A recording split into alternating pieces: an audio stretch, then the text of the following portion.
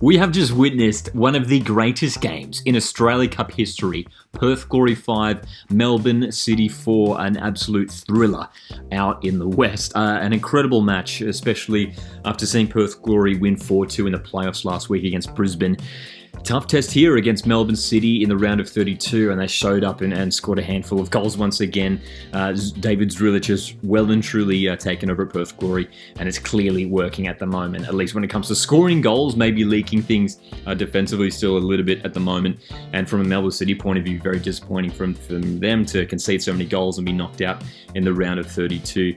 When we look at the lineups heading into this game, Glory fielding a similar side to what we saw in the playoffs last week. Lizalaski coming into that back line, but that's sort of that 4-2-3-1 lineup.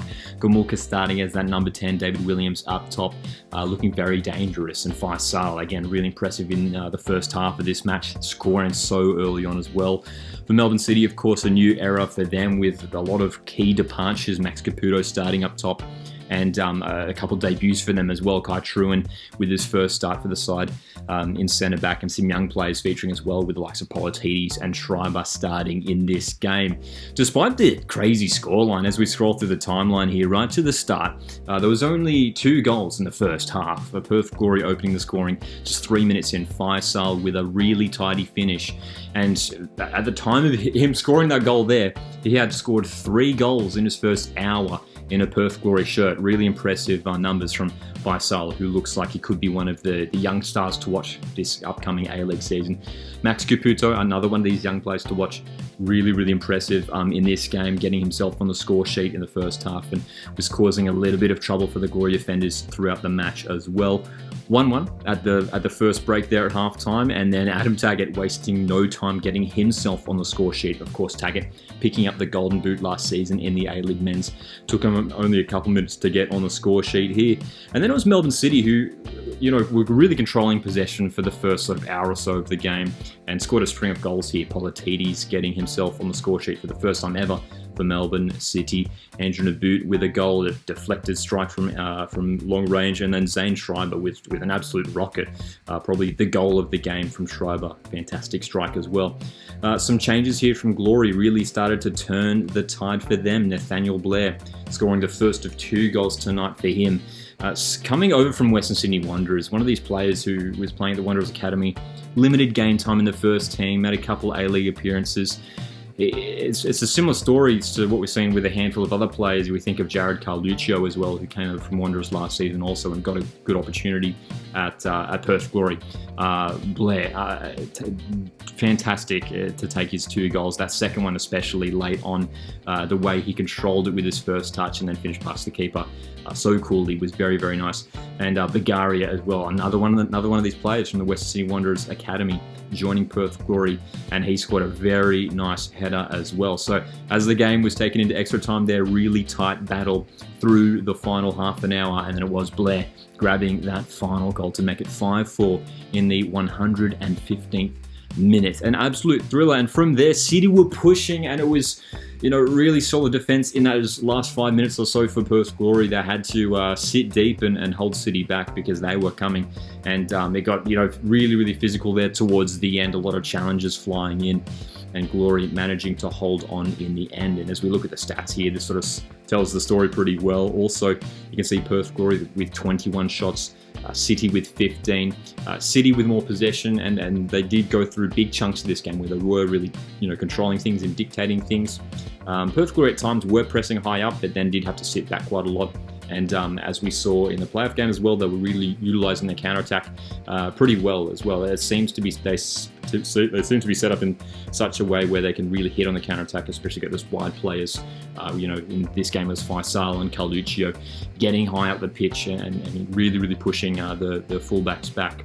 An impressive performance from Perth Glory specifically, just the way they showed so much resilience. They were down 4-2. About halfway through that second half there, and it looked like it was going to start to fall apart for them. Melbourne City maybe with just a bit too much quality, but I think this is the first real sign of a really strong and competitive side that David Zdrillic is building here at Perth Glory. There's a lot of excitement and hype around this new era at Glory, and they're scoring plenty of goals, that's for sure. Look, maybe there's still some things to be sorted out defensively. We look at the back line that Glory were fielding for this game. Risdon, obviously, with a lot of A-League experience. Majika Dumni, Bar, and Lizaleski in there as well, and of course Ollie Sale, a pretty experienced A-League keeper as well. Still probably not a full-strength backline. You'd imagine, they've got some other signings in there who could probably slot in there as well. So it'll be interesting to see what they sort of look like defensively. And of course, it's early in pre-season. That's worth pointing out, both for Perth Glory and Melbourne City, obviously as well. But early signs are, I think if you're a Perth Glory fan, there's evidence, I think it's fair enough if you're getting excited for this season, because even just these 2 competitive games into the pre-season, there's plenty to be excited about. They're playing aggressively, they're playing with a lot of energy, and there's some exciting young players. I mean, Abdul Faisal is the one that really stands out for me. I thought he was so impressive in that playoff match last week, and then grabbing a goal in the first few minutes here. It's exciting and refreshing, and he's the kind of player who you can tell whenever he gets on the ball, he wants to be aggressive, he wants to be driving forward, he wants to be taking defenders on, and those sorts of players, I think, are maybe what Glory have missed over the last few years.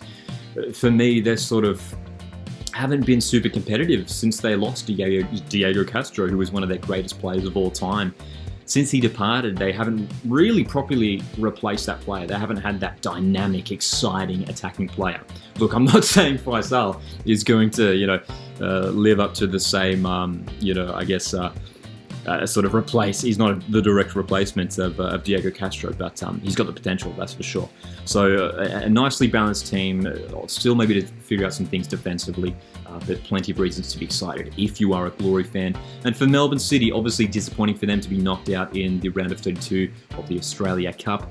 And there's a bit of concern in terms of what their side's going to look like for this season, with all those huge outs: Torgay Arslan, Shane McLaren, Nuno Reis, Curtis Good, these sort of key figures in their lineup for the past season, or some of those players for the past few years now. It feels like this is a new era at Melbourne City, and we saw, especially with a lot of their substitutions through this game, a lot of these young players coming into the side. Look, they did have good passages of this game. Don't get me wrong. I'm not crapping on Melbourne City or anything. They were certainly competitive in this game, and they still have some fantastic players in the likes of Vander and Aboud, Mark Attilio coming off the bench. Obviously, Matt Leckie wasn't involved in this match as well, but he's probably still their best player right now. So very curious to see what Aurelio Vidmar does with this squad, and maybe if there are a few more signings to come in the transfer window. But a crazy game in the end, 5-4 to Perth Glory, as I mentioned at the top. One of the greatest games in Australia Cup history. Drop your thoughts on this one in the comment section. We'd love to hear how you saw this game and how you think these 2 teams will go heading into the A-League men's season. Perth Glory, are they going to be one of the surprise teams this season? And Melbourne City, a bit of a mediocre campaign last time around. They snuck into finals. Where do they finish? Are they set to slip down? Are they going to bounce back and be competitive once again? Time will tell, but an exciting game, and we'd love to get your thoughts in the comments. Thanks so much for tuning in. My name's Lockie, this is Coach Football, and I'll see you in the next one.